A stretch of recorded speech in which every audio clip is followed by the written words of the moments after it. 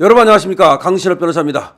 문갑이 일약 스타로 떠올랐습니다. 어떤 사람들은 나도 문갑이처럼 이렇게 얘기한답니다. 젊은 사람들은 또 나이 먹은 사람들과 많은 생각이 다른데요, 나도 문갑이처럼 저렇게 결혼 안 하고 애만 갖고 싶다, 그렇게 얘기를 하는가 하면, 또 정우성에 대해서는 정우성 저럴 수 있어? 라는 사람도 있지만 정우성 능력 있네? 라고 하는 사람도 있답니다. 그러니까 이 사태를 두고서는 말이죠, 전부 다 보는 각도가 다를 수 있습니다. 심지어 BBC에서도 정우성, 문갑이 이 혼외자 출산을 다루고 있습니다. 그러니까 대한민국이라고 하는 나라의 혼인제도, 그리고 그에 대한 인식, 이런 것이 상당히 지금 세계적으로 궁금한 것이죠. 이 소식 빠르게 전하겠습니다. 소식을 전하기 앞서서 강신업TV 구독자가 아니신 분께서는 지금 바로 구독 버튼을 눌러주시기 바랍니다. 더 좋은 방송으로 여러분들의 성원에 보답해 드리겠습니다.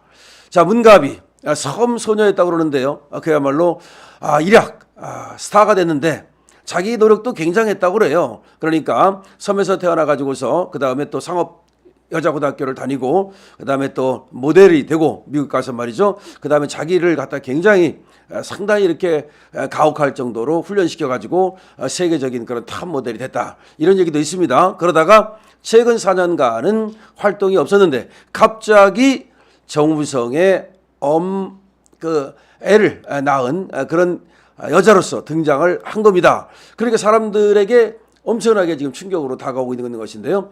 더군다나 정우성은 말이죠, 그동안에 난민을 받아들여야 된다라는 등, 그 다음에 또 어떤 진보적인 그런 좌파 색채의 그런 얘기를 많이 해왔는데, 또 뒤로 호박씨를 갔구나, 뭐 그런 얘기도 들립니다.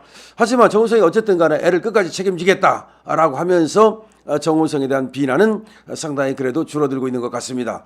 하지만 돈만 가지고 무슨 책임지는 것이 어디 있느냐, 애를 책임진다는 것이 무슨 뜻이냐 라고 또 지금 캐어 묻는 사람도 있습니다. 여기에 대해서 이제 말씀을 드리면, 법적으로는 말이죠, 혼외자입니다. 그렇기 때문에 지금 문갑이에 의해서 내지는 DNA 조사에 의해서 애 아빠가 정우성이라는 것이 밝혀졌다 하더라도 그것만으로 법상 아빠가 되는 것은 아닙니다.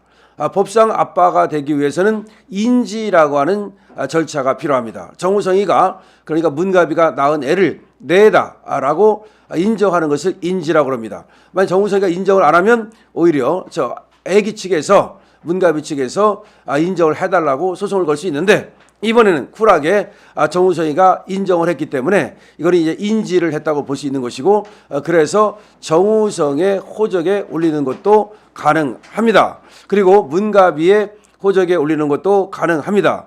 그런데 엄밀히 말하면 호적이라는 것은 지금 이제 없습니다. 2007년까지는 호적제도가 유지됐는데 2008년부터는 호적이 폐지되고 가족관계 등록이라고 하는 이것이 생겨났거든요. 그래서 지금은 호적부라고 안 하고 가족관계 등록부라고 말합니다.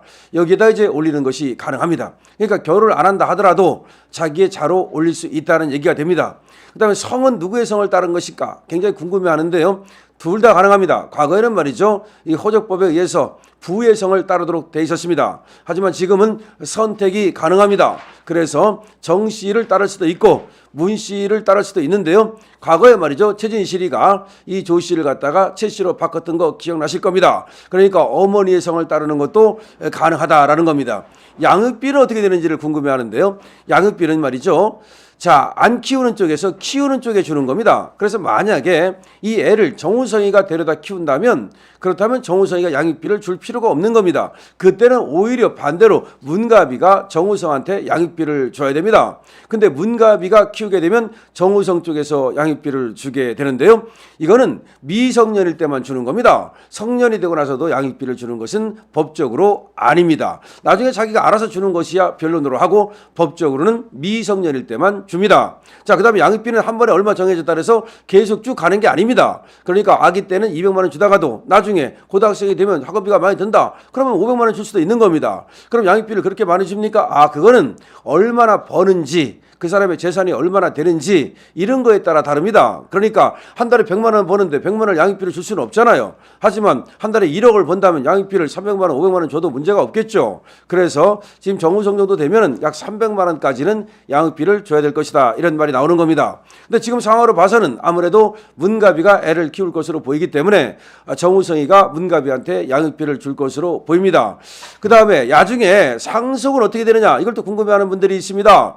네, 상속 당연히 문가비의 아들은 정우성의 아들이므로 제1순위 상속자가 됩니다. 그래서 만약에 정우성이가 나중에라도 결혼 안 하고 아기를 갖지 않는다면 완전히 100%이 문가비가 낳은 아들이 상속을 하게 됩니다. 정우성은 지금 최소한 재산이 300억 이상에 이르는 것으로 알려지고 있습니다. 그렇다면 앞으로도 정우성은 또 돈을 많이 벌 수도 있기 때문에 문가비의 아들은 상속권을 굉장히 많이 갖게 되겠죠.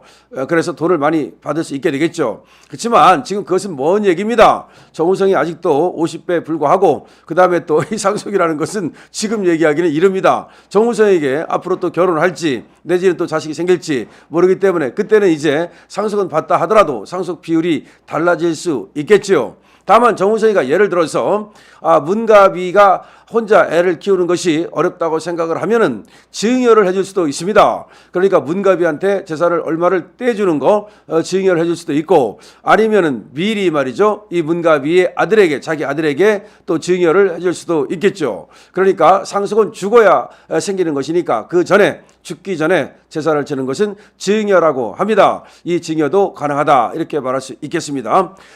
지금 BBC라든지 이런 데서 얘기하는 것이 뭐냐? 이제 우리나라도 저 다른 나라들처럼 이 혼인제도가 이제 상당히 바뀌는 거 아니냐 여기에 대한 관심입니다. 대한민국이라는 나라는 혼외자를 갖다가 이 사신혼으로 바라보죠. 그렇게 긍정적으로 바라보지 않습니다. 그러다 보니까 이 비혼 출산이 지금까지는 별로 없었어요. 그러니까 결혼을 해야만 애를 낳는다라는 인식이 강했다는 거죠. 근데 이제는 결혼을 자꾸 안 하잖아요. 그러면 비혼 출산도 이제 장려해야 되는 게 아니냐? 뭐 장려까지는 아니라 하더라도 비혼 출산을 보호해야 되는 게 아니냐? 꼭 뭐 애를 낳는데 결혼을 해야 되는 게 아니냐? 해야 되는 것은 아니지 않느냐? 이런 얘기들이 나오고 있는 겁니다. 근데 여기 대해서 말이죠. 지금 용산에서도 정우성 이 문가비 혼외 출산에 대해서 또 얘기를 할 만큼 상당히 말이죠. 국가적으로도 관심이 많습니다. 그러니까 여기에 대해서 그전화 같으면 굉장히 비난을 하겠죠. 애새끼만 놔놓고 어떡하려고 하느냐 이런 식으로 니들 결혼도 안 하느냐 뭐 이런 식으로 굉장히 비난이 많을 테지만 지금은 그렇게 비난이 많지 않아요. 세상이 그만큼 바뀐 겁니다. 뭐 혼외 출산도 할 수 있는 거다 이런 얘기죠. 애만 잘 책임지면 되는 게 아니냐 뭐 이런 얘기입니다. 하지만 또 한쪽에서는 아버지 어머니가 또 같이 있어야 건강한 가정이 되고 애가 잘 크는 거지 무슨 아버지 어머니가 결혼도 안 하고 말이야 사생아처럼 나와가지고서 돈만 툭 던져주면 그 애가 바르게 자랄 수 있겠느냐 뭐 그런 얘기도 합니다. 그렇기 때문에 이제 여기 문가비가 낳은 아들을 갖다가 이 지금 결혼을 안 하는 경우에는 정우성이가 어떻게 얘에 대해서 정말 양육하는데 도와줄 것인가라는 게 상당히 중요합니다.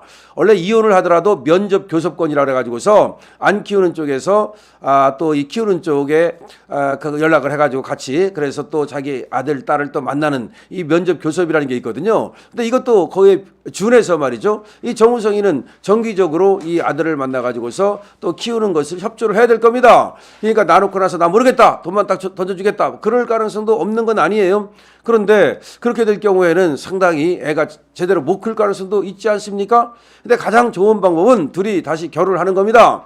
만약에 그건 뭐 우리가 강제할 수는 없는 거지만 애 입장에서 그렇다는 겁니다. 애 입장에서는 둘이 결혼을 하게 되면 혼외자에서 다시 혼생자로 바뀝니다. 이거를 준정이라고 합니다. 그러니까 혼외자 신분에서 다시 혼중자 신분으로 바뀌는데 이거를 준정이라고 그래요. 그래서 그러면 법률적으로 결혼했을 때 낳은 아이와 똑같은 대접을 받게 됩니다. 물론 지금은 혼외자와 또 이 혼중자의 차이가 없긴 합니다만은 어쨌든 그런 것들을 이제 준정이라고 말을 합니다. 자, 지금 같아서는 정우성과 문가비가 결혼할 가능성은 별로 없다는 것이고 지금도 문가비도 뭐 여기에 대해서 뭐 결혼을 요구한다거나 뭐 그런 것은 아닌 것 같습니다. 상당히 이 사태가 밖으로 터져 나오기 전까지 양측이 얼마나 또 협조를 얼마나 또 얘기를 많이 했겠습니까?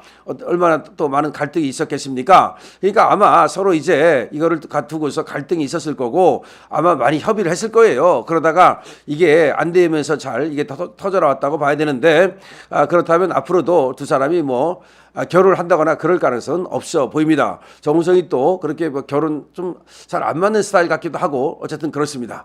자, 정우성이가 이제 청룡영화제에 오늘 참석하느냐 이것이 초미의 관심사입니다. 지금 청룡영화제에 나무주연상으로 지금 후보로 올라가 있거든요.